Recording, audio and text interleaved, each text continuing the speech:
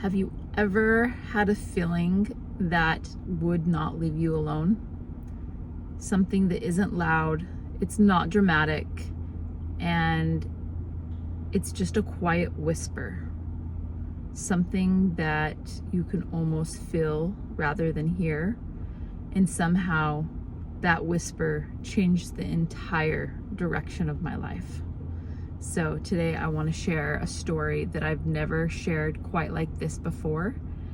And I'm just really honored to be able to share this with you, especially if it can help you in some way. It's one of the moments that taught me the difference between fear and intuition. And if you listen to my last story, I went into about how it led up into this moment of buying a one-way ticket and moving to Hawaii with $700 in my pocket, with a skateboard, a backpack, one suitcase, and a bike, and a box full of bike parts. And that journey 12 years ago completely shifted my life in so many ways. And I think the beginning part of this story is so important because when I took that leap of faith, having that small voice inside me saying, jump, just go.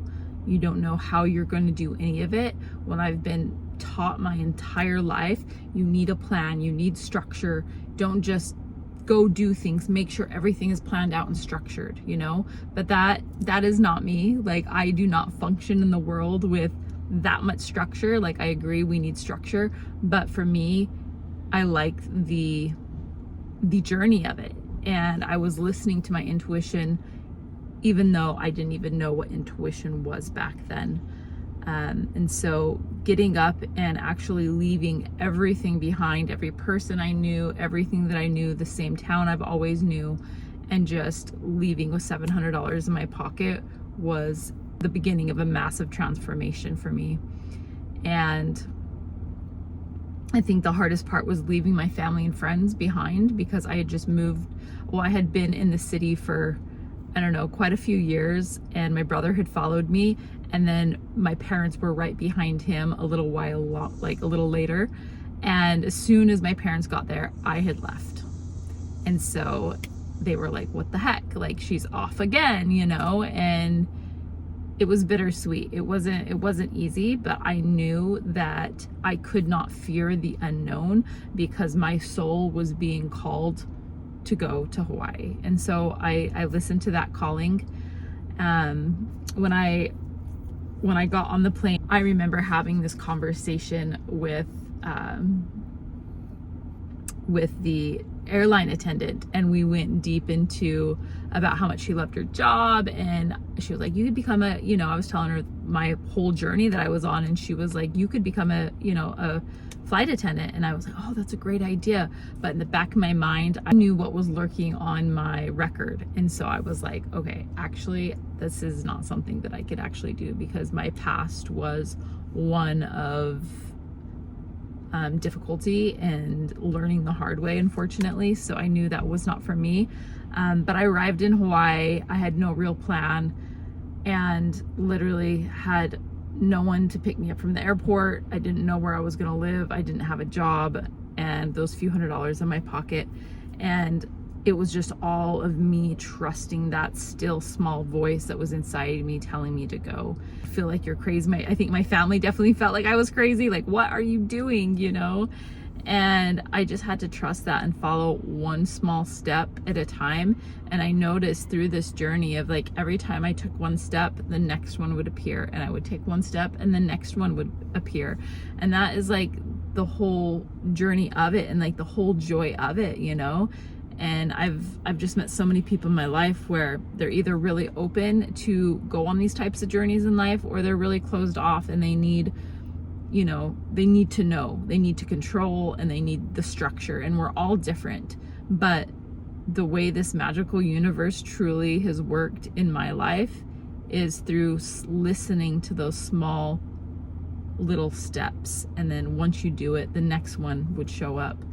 Anyways, it was really a matter of me surrendering to what was already written in my life. Like there was something larger than me that I had agreed to, that I felt like this was something I was meant to go on. I'd gotten off the plane and I went to the beach, and literally the only person that I had been in contact with that I knew in Hawaii was one person online, and I didn't actually know who he was. It was just like this random person. We started talking, and his name was Mike, and he was like a skater, and he met me at the beach, and we started talking and going back and forth and like having an awesome conversation. I just had this small voice tell me, like, you can trust him, go with him. And he had invited me to come to his house and stay with him and his girlfriend, rent-free until I got on my feet. They helped me get my first job. I was serving tables at night. Like, they taught me the bus route and everything. And it was just incredible because that little voice was like, you can trust him, which, you know, he could have been like some crazy person. And, you know, you never know what could happen. Life is wild, but life is exactly what you believe it is. And so I listened to that voice, and everything started to work out. And I'm not saying that it was easy, because that first year was me dredging up all of the things that needed to come up so I could release and heal those parts. And looking back on my experience, I can see how all of it tied back to a greater plan, and I see why those hard experiences had to happen in order to build the type of person that could hold more. And I truly believe that we are all being pushed to our limits in order to shape us to receive certain things in our life. And if you're watching this, I know that you're probably a dreamer. You have aspirations. There's things that you really desire creating and having and experiencing. And that's why you're hearing this message right now. Remembering that our intuition usually whispers before it shouts, because it can absolutely shout at us sometimes, but those really small, faint whispers are the threads that you want to follow. Those are the golden threads that will guide you through your next breakthrough, to your next level of abundance, to the next level of who you are meant to be. Knowing what I know now, and talking to that younger version of myself, I would tell her that you don't have to see the path before you take action. Because I can recall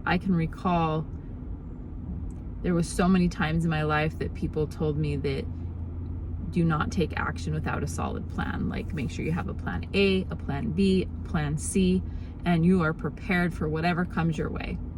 Well, that's not me, and maybe that's you. Maybe you only have a plan A, and that's what you're doing. And that's who I am. That's who you probably are, and it's the way that we're built.